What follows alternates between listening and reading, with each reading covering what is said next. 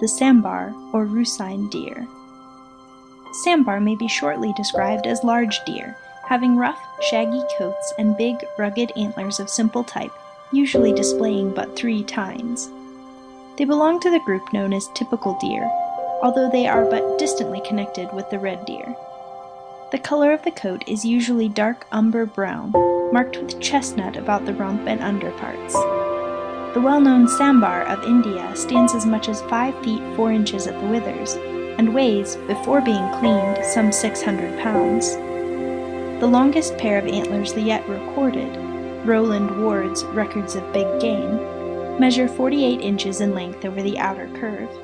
Usually to be found among jungly, wooded hills and mountains in many parts of India and Ceylon, this fine stag affords first-rate sport, and is much sought after by shikaris. It is to be met with in small troops of from 4 to a dozen, or singly, while during the rutting season the animals rove in more considerable herds.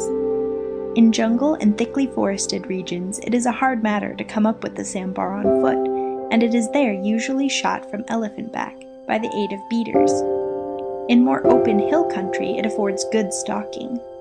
In Ceylon it is hunted with hounds, and yields in this way also capital sport. These animals seem to revel in heat, and love to shelter themselves in hot, stifling valleys.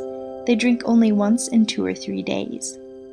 It is a noticeable feature in connection with the antlers of the sambar that they are not invariably shed annually, as with most of the deer kind. In Ceylon, according to Sir Samuel Baker, they are shed with great irregularity every 3rd or 4th year. Lieutenant Colonel Reginald Herbert Percy thus writes concerning the sambar or sambur. Compared with the Kashmir stag, red deer, or wapiti, he looks an ugly, coarse, underbred brute. As the sambur is almost entirely nocturnal in its habits, it is most commonly shot in drives, and in many places it is almost impossible to obtain sambur otherwise, but where it can be managed, stalking is, of course, far better fun. The sportsman should be on his ground just before daylight, and work slowly through the forest at the edge of the feeding grounds, taking the bottom of the hill if there are crops on the plain below, or, failing these, the edges of the open glades in the forest.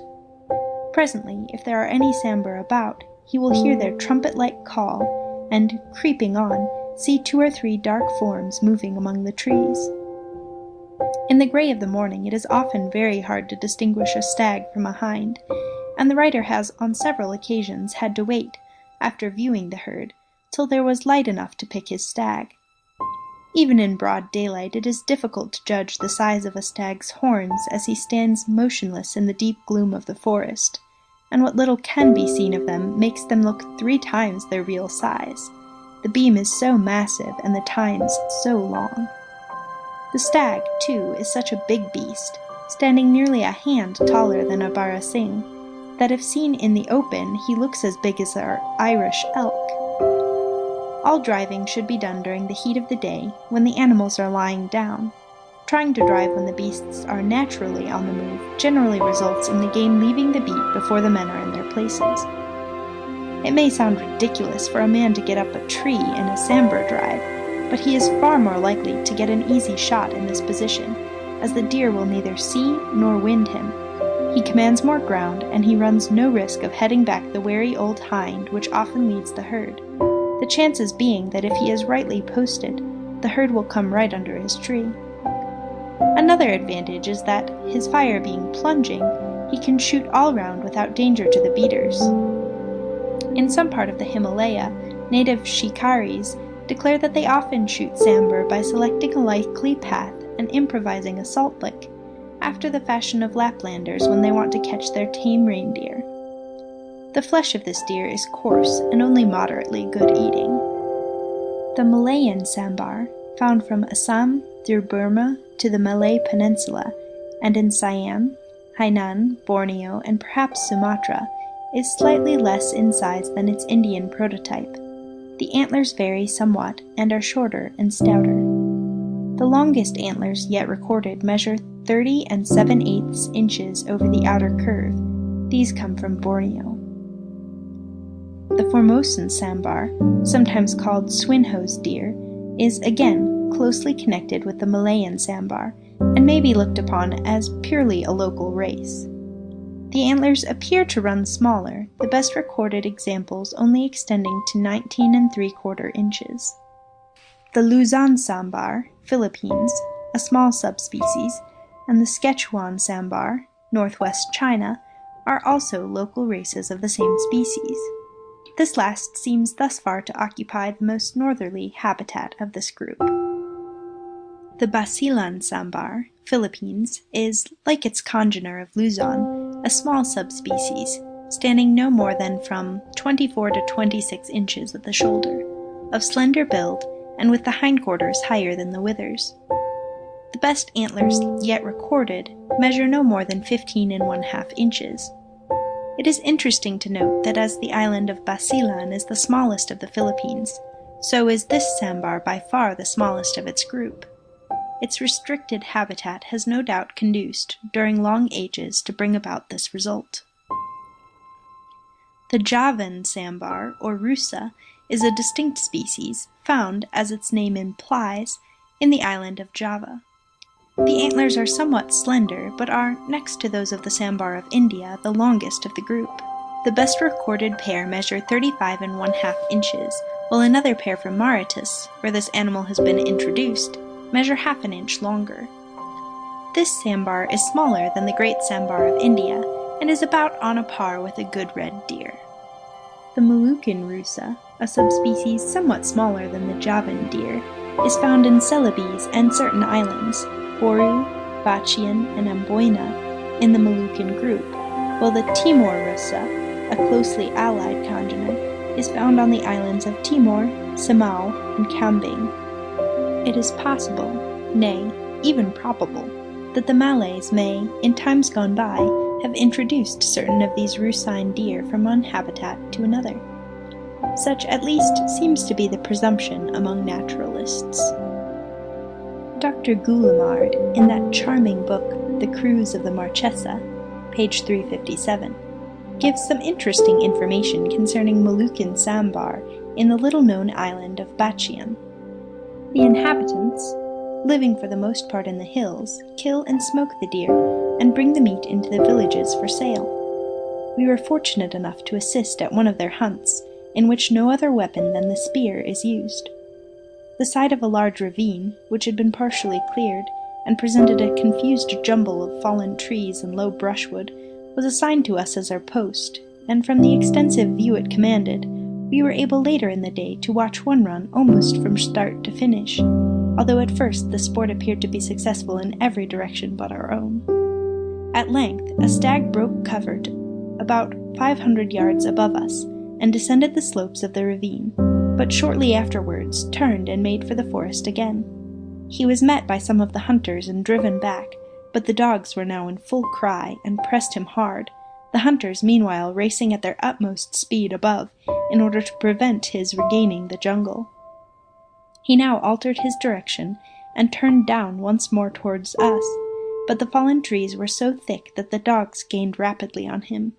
He made one more effort for his life by doubling, but it was too late, and in another minute the dogs and hunters had fairly run him down. Deer were probably the earliest animals of the chase. Their bones are found in the cave dwellings of prehistoric man, and some of the earliest efforts at drawing represent these animals. Other typical deer. So numerous are the typical deer that they are not concluded even by the long list of animals already enumerated. We proceed now to glance briefly at the remainder of this important group. The Philippine spotted deer, or Prince Alfred's deer, is a small but extremely handsome species, found in the islands of Samar and Leyte. The height is under 30 inches, the color very dark brown, spotted with white, the underparts, chin, and upper portion of the legs also white. Another small cervine from the Philippine group is the Calamain's deer, a darkish brown beast found in the island of that name. The little Bavian deer, another island deer from the Bavian group, between Borneo and Java, should also be mentioned.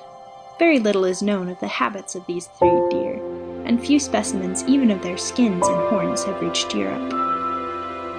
The hog deer, allied to the last named species, is an animal much better known, found as it is in many parts of India and Burma. This handsome little deer stands from 24 to 28 inches at the shoulder and carries antlers which average from 10 to 15 inches and reach occasionally as much as 21 or 22 inches. One specimen is recorded measuring 23 1/4 inches. It has a yellowish or reddish-brown coat, minutely speckled with white.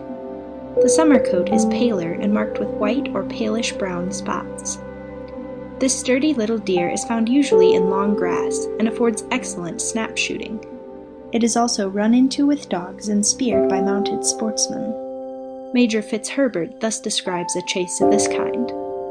He, the little stag, stood at bay with head down and bristles raised like a miniature red deer of Landseer's, but broke away when I came up.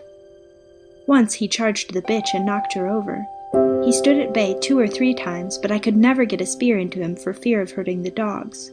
At last, one time, as he was breaking bay, I came up and he charged me with such force as to break one of his horns clean off against the spear. However, I struck him in the spine and rolled him over. These little deer have quite extraordinary pluck, and have been known even to charge and wound a horse. The cheetal, or Indian spotted deer, often called the axis deer, a very beautiful species, is the common jungle stag of India. Standing about 3 feet or a little over, its lovely coat of bright reddish fawn is thickly spotted with white at all seasons of the year. The horns are somewhat of the Sambar type and measure as much as 36 or 38 inches in length in fine specimens. These exquisite deer are often found in considerable herds and are a forest-loving species. The swamp deer, the true barasingh of India, as distinguished from the Kashmir stag, which is often loosely called barasingh, is a plain-loving species, found in various parts of India and characterized by handsome antlers, bearing as many as from 10 to 16 points. This is a big, heavy deer, standing nearly 4 feet at the withers, and weighing as much as 40 stone. The summer coat is light rufous, more or less spotted with white. The winter coat is yellowish-brown. A near relative to this deer is Schomburgk's deer, found in northern Siam. The antlers of this stag are most curiously forked and bifurcated. The thamin, or Eld's deer, sometimes called the brow-antlered deer, is another plains deer, found chiefly from Manipur through Burma to the Malay Peninsula. It is a good-sized species, standing about 3 feet 9 inches at the shoulder and weighing as much as 17 stone.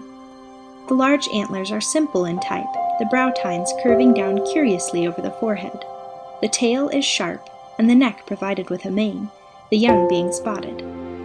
A Siamese race of Eld's deer, found in Siam and Hainan, differs somewhat from the Burmese type. End of section 52. Recording by Autumn, Rhinelander, Wisconsin.